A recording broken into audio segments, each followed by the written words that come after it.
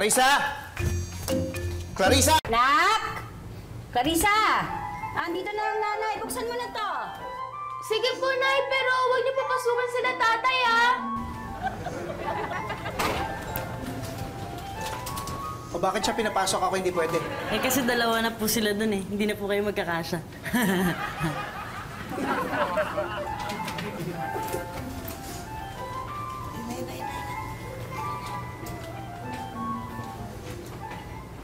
O ano? Ikaw ang panay sabi, di ba? Dalaga na ang anak natin. Oh, ayan na nga, totoo na. Talagang dalaga na siya. Dalaga na. Magdedibo na po siya? Winner? Ay, ma'am. Isama niyo ako sa 18 Roses, ha? Tapos ako na po yung bibili ng bulaklak para bongga. Uy, hindi yun. Ang sinasabi ko, dalaga na si Clarissa. Ayun na, dinatnan na. Oh, may dala ka, oh. Ay, congrats, Fitz, ha? May dalaga ka na. Ay, oh. Uy, naku anak, naku, huwag ganyan. Dahan-dahan ang kilos, dapat kilos dalaga na. Hindi po ba din ganyan, uupo ka lang basta. Ano na, bata pa rin naman yan. Ano ba talaga? Hindi, huwag mo madaliin. Enjoy niya yung pagkabata niya. Hoy, pwede po, dito muna ako matulog. Ay, alika. Sige, sabi mo yan. Masaya ang nanay kapag naglalambing ka ng ganito sa amin ng tatay mo. Pero, hindi na kasi pareho nung dati. Kasi, malaki ka na. Hindi ka na bata. Pag po ba dalaga na, di na pwedeng matulog dito? Hindi naman sa talagang hindi na po pwede. Pero, kailangan mo ring matutong mag-isa. Hayaan mo na. Sige, okay na. Tulog ka na dito. Total, kasya pa naman tayo dito. Alam mo, pag hindi ka na talaga kasya dito, doon ka na lang bawal matulog dito. Ha? Mga next week yan. Ano ka ba? Nagpapaliwanag ako mabuti. Okay lang po, Nay. Nahintindihan ko naman po. Sige. Para makabawi ako sa'yo, gawa tayong sandwich. Talaga, Nay? Kasi very good ka. Kasi nakikinig ka. Ha? Ang laki-laki mo na talaga. Halika na, halika na. Dali! Wala naman. Gabing-gabi na, kakain pa kayo. Oo, ba't masama? Eh, laki-laki nyo na eh. Ito na. Next week na pala to, oh. Ang dami isusuot mo. Nay, di ba children's party po yan? Pwede pa na sumama, kayo na lang pumunta. Mag-ayaw mo. Ano ka ba? Panay ilang na yan. Dadalaga na. Tamo, naka-makeup, oh. Pa naka-makeup ka? Di ba bawal sa school niyo yan? Oo nga. Bakit? May program ba kayo? Wala naman po. Sayang po kasi yung makeup na binili niyo sa akin kung di ko naman gagamitin. Naku, palusot pa. Sabihin mo pa, bebe ka. Kuya, kapag naka-makeup, hindi sabihin pa bebe na. Kasi bago ko mahalin yung ibang tao, dapat mahalin at alagaan ko muna yung sarili ko. Hoy, sobrang seryoso naman yata. Si kuya po kasi. Ikaw naman kasi. Alam mo, imbis na inaasar mo, dapat binabantay mo yung kapatid mo. Kita mo nga, oh. Nagme-makeup na, umaya yan, maliligawan na yan. Hoy, abot agad yan sa ligaw-ligaw na yun. Matagal pa yun. Hindi, mabuti na alam nila. Di ba? Ayan, ha? Pagka yan may nanligaw, ha? Dapat ikaw, poprotektahan mo yung kapatid mo, ha? Dahil hindi na kailangan. Kapag minang-away sa kanya, gagawin niya, dadagadan niya na lang. Tayo! Huwag ka makinig dyan. Kung ayaw ng kuya mo, yung nanay mo dadagan doon. Ba't naman naging ganito kagulo ang kwarto mo? Sorry po, Nay. Kaya pala gusto mo doon natulog sa kwarto na ang gulo-gulo dito. Sorry po, Tay. Marami na po kasi ginagawa sa school. Eh kahit ano ba naman yung pagkagising mo, ayusin mo yung kama mo. O kaya magpatulong ka dito kay na baby. Ano ba? Hindi ba na-check tong kwarto na ito? Ayaw kami papasukin ni Clarissa. Ang sabi niya, siya na raw po ang bahala. Lagi nga nakalak tong kwarto niya. Ay, sir, huwag po kayo mag-alala. Lilinisin po namin agad po. Hindi. Huwag na, alalayan nyo na lang. Pero hayaan nyo siya maglinis, ha? Hindi kami galit ng tatay mo. Hindi. Gusto lang namin maging maayos ka sa mga gamit mo. Lalo na ngayon, dalaga ka na eh. O, gusto mo ba pumunta rito yung mga kaklase mo? Ganyan yung makikita nila. Ayaw po. O, kaya nga, magmula ngayon, dapat maging maayos ka sa mga gamit. Huwag mong hintayin sila Ate Maria pang mag-ayos. Ay, Clarissa. Ay, ma'am, tuturuan na po ba namin siya magluto? Ma'am, ako na pong bahala magturo sa kanya magmaneho, tsaka maglinis ng kotse. Uy, ano ka ba? Ba't nakikisali ka? Bakit mali ba?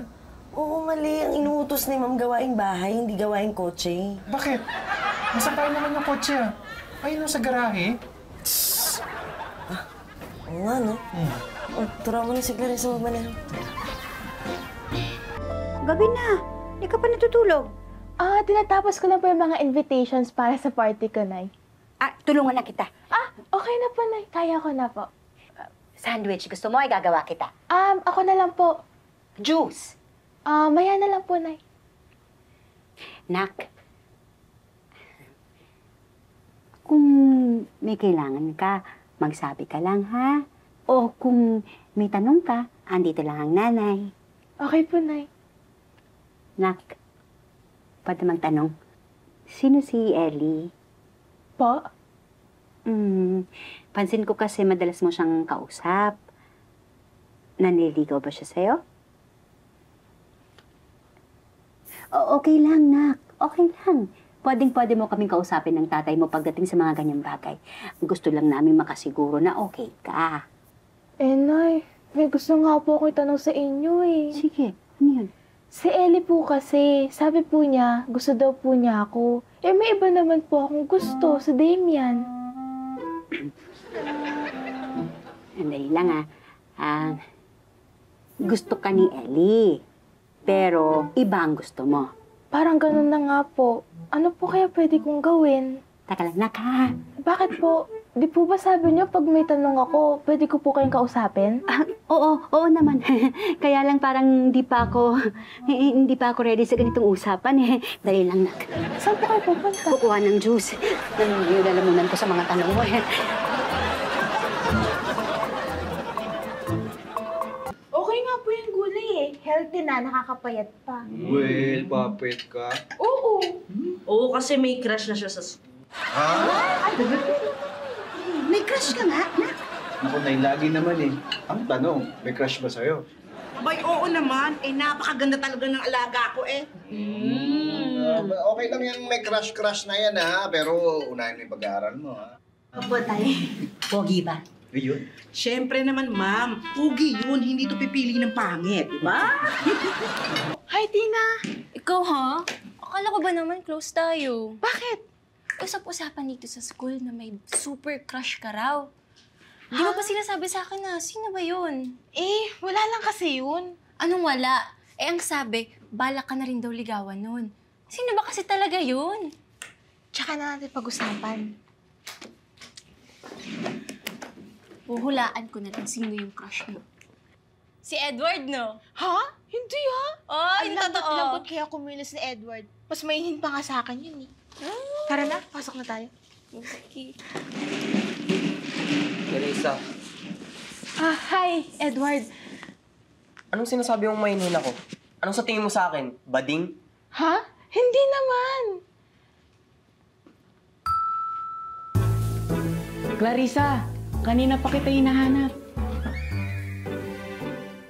Clarissa! Gaya na sabi ng nanay mo, no? Ang babata nyo pa lalo na para dun sa mga bagay na may kakambal na responsibilidad. Na hindi nyo alam kung gaano kabigat. Kaya nga dito kami ngayon at kinakausap namin kayo para diretso na mismo malaman namin kung... Nak, buntis ka ba? Po? Promise po, wala po kaming ginawa ni Clarissa. Natatawa ka pa talaga, no? Bakit yun naman po kasi naisip yun? Di ba kumain ka ng manggang hilaw na may tsokolate? Opo, pero para po yun sa bagong TikTok challenge. Ba't naduduwal-duwal ka? Kadiri po eh. Yun lang po ba yung dahilan? Kaya naisip niyo po yun? Ano? Hindi, may ano pa, di ba? Yung nakita kasi ng nanay mo, yung message mo na may buntis na emoji. Nay, bakit niyo po tinitingnan yung mga message ko? Hindi. Kung hindi, sabi mo, meron pa nung emoji ng Birds and the Bees, di ba?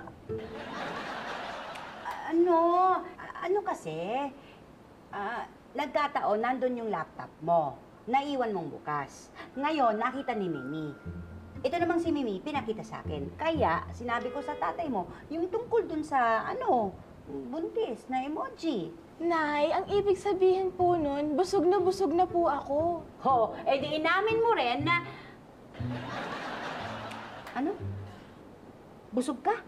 Opo, si Jacob po kasi nagpadala ng donuts. Eh, ako lang po yung umubos, kaya busog na busog po ako. Eh, yun lang pala yun eh. Ay, ano yung tungkol sa The Birds and the Bees? Oh. Ito po yun. Pinapaalam ko lang na magpapadala ko ng Chika Bees kay Clarissa. Ikaw naman kasi, hindi ka na dapat Welcome, ladies and gentlemen, to the 18th birthday party of Miss Clarissa Manaloto. Yeah, give it up, give it up! And now, it's time to introduce the star of the night. the debutante, Miss Clarissa Manaloto.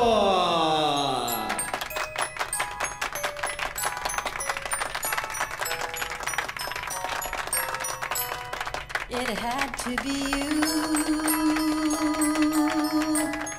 It had to be you. I wandered around and finally found somebody who could make me be true, could make me be blue. I would be glad just to be sad, thinking of you. 4, 3, 2, are you ready? Walang iba, kundi ikaw, winamang na pula, ang hindi nila. Kahit na maraming ilaw ay hindi na masisilaw, kung ikaw makikita at kasama araw-araw, pero ka nga, dahil araw ko ngayon, nakasama ka sa mga kapala ko. Sana happy ka, birthday mo today, sabay-sabay tayo, hip hip! It had to be you. Thank you po sa inyong lahat. Maraming salamat po sa lahat-lahat na nagpunta ngayong gabi. Pero sa lahat po na nandito ngayon, pinakamalaking pagpapasalamat ko po ay kina nanay at tatay. Nay, tay, kayo po ang dahilan kung bakit po ako nandito at kung sino po ako. Noong una, akala ko po madali lang ang buhay. Pero habang nag-grow po ako, narealize ko po na hindi po pala ganun kadali. Lalo na po lately, marami po pala akong hindi alam at marami po akong dapat matutunan. Thank you din po kasi hindi po kayo nagiging selfish sa lahat po ng bagay. At dahil din po sa inyo, nagkaroon po ako ng mapagmahal na pamilya, mapagmahal na kaibigan, at mapagmahal na partner. Mahal na mahal ko po kayong lahat. Huwag po sana kayo magsasawang mag-guide at magpakain sa akin. Thank you po.